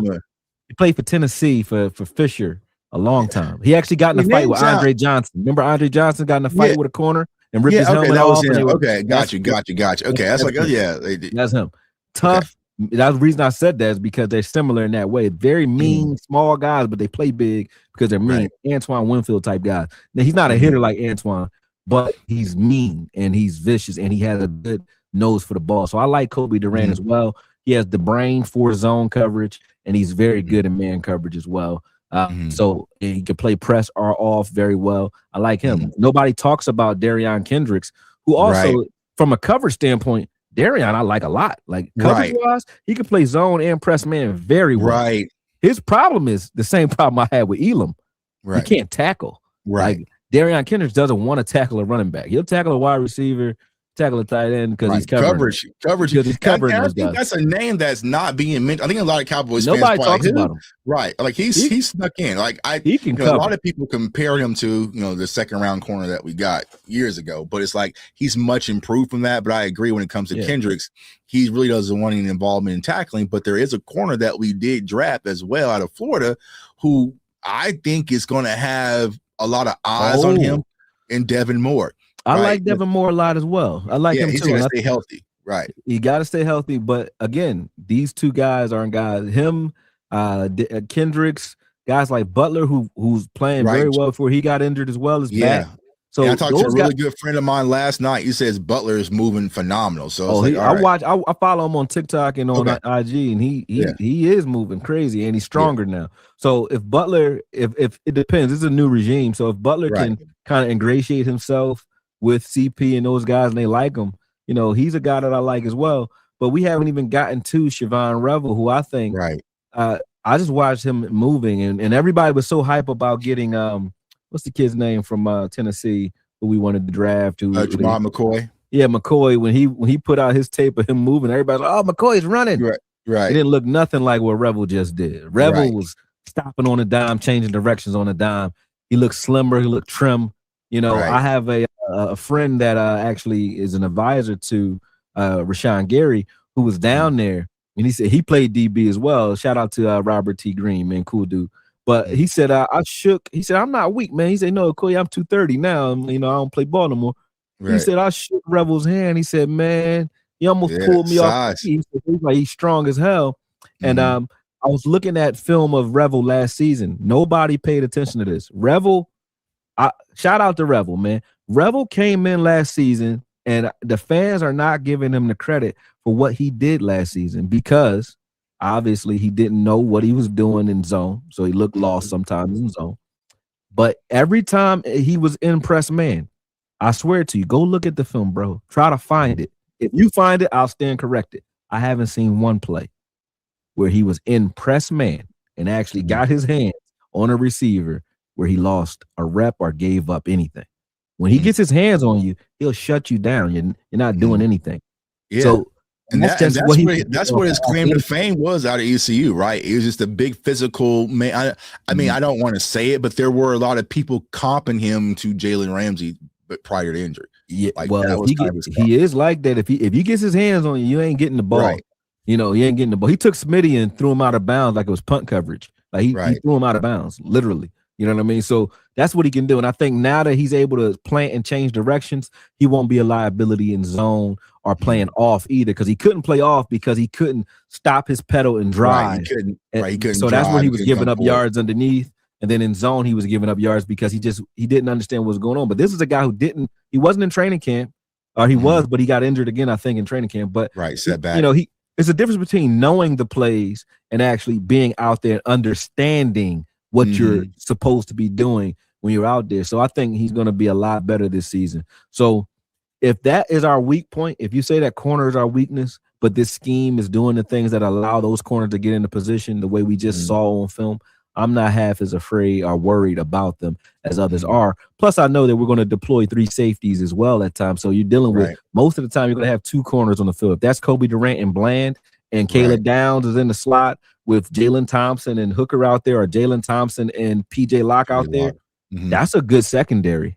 I'm not mad at that. I think you can win all. That's an uptick from what we were last year. Nobody can argue that, because we were injured. Bland was injured. Diggs was injured. Revel was injured. We had 3 injured corners last year. Injured corners out there trying to play, right? So, you know, like I said, it's not a Matt Eberflus apologist show, but I mean, damn, bro, he really had much to work with, you know what I'm saying?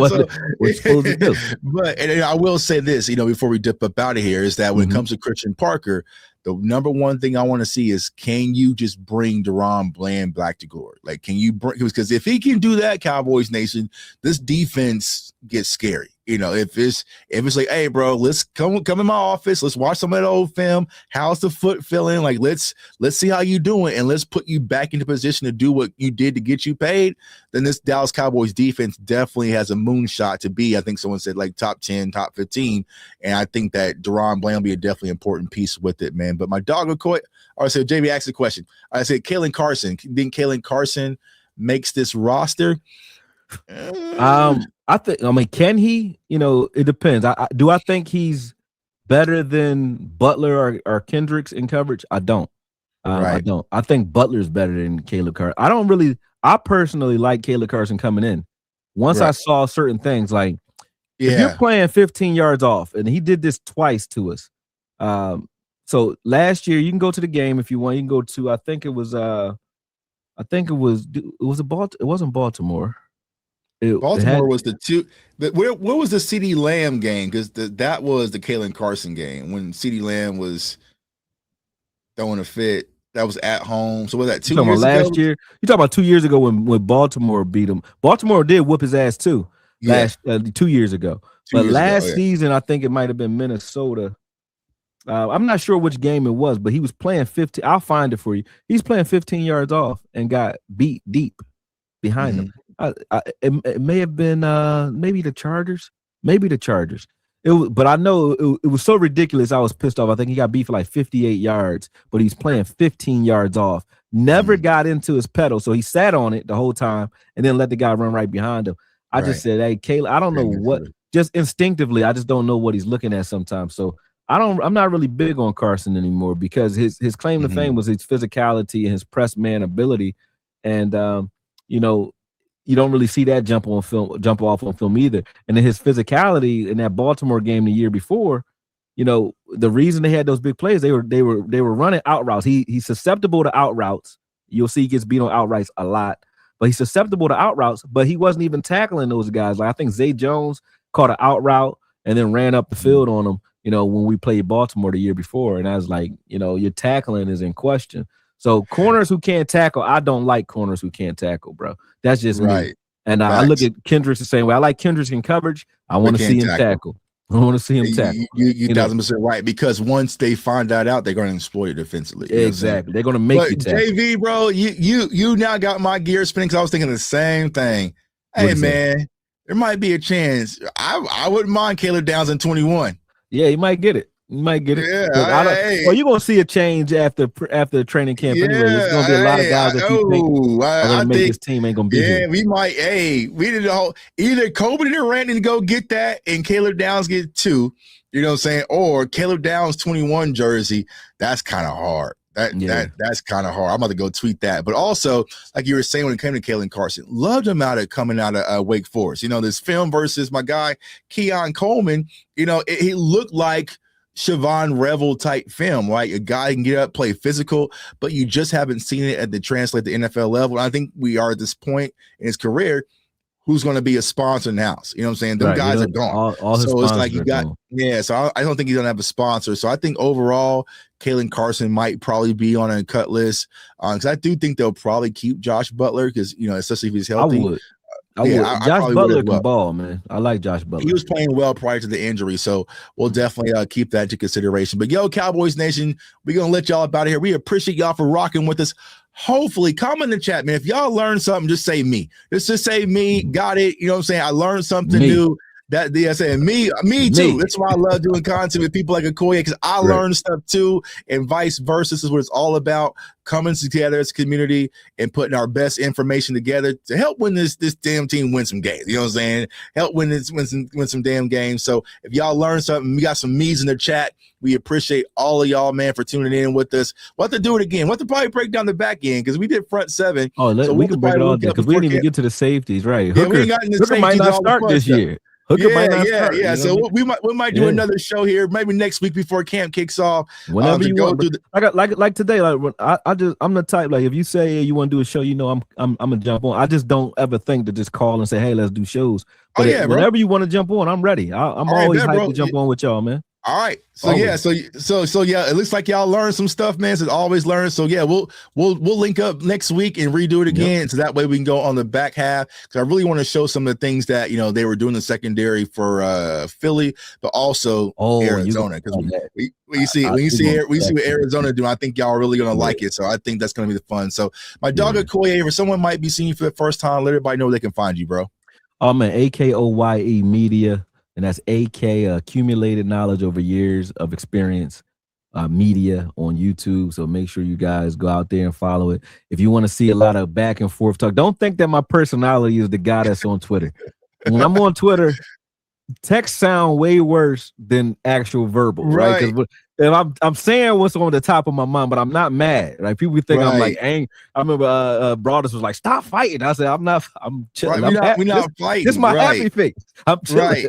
I was telling you the other day, I was earlier today, I was like, that wasn't me. I wasn't coming at you, because I'm like, it sounds worse than what it is, because everybody thinks that I'm like argumentative. But if you want to see good debates and a lot of like just content dumps, definitely follow me on X as well, man, because it's definitely entertaining. That's where I go to exercise my color commentary out there. Yeah, man. I tell people, bro, Twitter just makes you toxic. It doesn't matter what community is, man. I've known people in gaming, boxing, sports, whatever, battle rap. It just something about that app. It just makes everything sound toxic. Like sometimes, like, why are y'all fighting? I'm like, who? Or they'll text me like, who you beefing with? Talking about beefing with? Like, bro, I was on the treadmill, bro. Like I was in the sauna, dog. Like, what do you mean? I'm not beefing with nobody. You know. And I want to say something about Tuck, because like Tuck, you know, it's just people in general. This is not about just the Cowboys content community, but a lot of people are always afraid to stand up and say things that aren't going to be popular, right?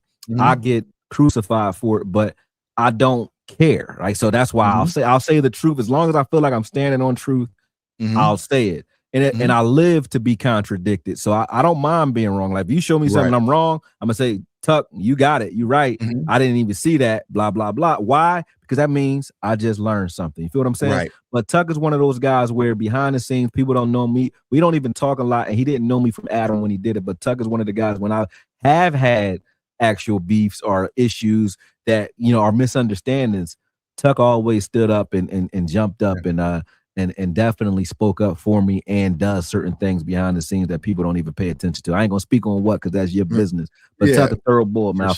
I mess with. I don't want to curse. I mess with him though. $100,000 for sure. Facts, man. That's what it's all about, man. Like I said, you don't come across genuine people anymore, man. So when I came across Okoye, you know what I'm saying? Like, he's a pillar in this community, right? You make film cool, so it's make me want to start doing film. Like, I didn't even know people was doing it until I saw Okoye doing it. So I appreciate it. I didn't even know that. Yeah, bro. Like, yeah, you know what I'm saying? So I was like, I learned something else. Yeah. So people actually like, so it's like, it made me change, right? So it's okay to talk football, man. And I love the way you carry yourself, bro. Not just in the content space, it's just as a man. I'm always about who you are as a man first. You know, I'm still debating, you know what I'm saying? This talks about me pulling up to the link this year, man. So if you come down, you know what I mean? I would say don't pull up to the link. Let's pull up to a bar. You pull up to the link, we fight. I'm gonna tell you, you're gonna be, unless you don't wear no cowboy gear. We're gonna be rumbling, bro. I'm just letting you know. And I got your back. But I would want to enjoy the game. You want to fight or you want to enjoy the game? You choose. I don't know, man. I want to enjoy the game, you know what I'm saying? So probably, but you know what I'm saying? We'll go to a bar there to have some fun. We'll still be cursed out at the bar. But it won't be a fight. I'm thinking about it. At the link, we fight it. If we wear cowboy gear and somebody recognize that's Okoye and Tuck, we can take out two birds with one stone. At the link, man, they gonna pull all their cell phones out. Let's go. I've done it before, and I think I'm tough. I'm like, I ain't gonna do nothing to me. Man, we fighting at the link. That's guaranteed. And they ain't gonna be black guys. Like the angry white guys is the ones you're gonna be fighting at the link. That's for sure. They don't play no games. Snatch my hat off. They gonna throw a beer from the. You know, it just is what it is, man. You're right. Games, man. They don't play no games. I'm from Philly. I'm a Cowboy fan, but I know Philly. I might pull a 6'9", just pull up at a link, take a photo real quick, and then dip up out here. Do a Michael Irvin. Like, oh man, I was outside, man. I was outside the link, man. Y'all ain't do nothing, you know what I'm saying? They were like, I just let that happen. My dog Hoodie Cushions, all right, man. So, we might do that, man. But if y'all see me for the first time, man, y'all can follow me on all social media platforms at JTuck151, Twitter, Instagram, TikTok. Come on over, man. We're doing a lot of content. Also Twitch, playing video games, and then my YouTube channel, CFO Sports, doing a lot of film breakdowns, live shows with incredible guests like my dog Okoye, and getting y'all ready for camp. We are just days away, Cowboys Nation, so y'all know we're going to be locked and loaded, man. So from J-Tuck, Okoye, we want everyone to stay safe, stay blessed, stay encouraged, and go Cowboys. It's almost that time, y'all. Let's get it. Peace. Yes, sir. Appreciate it.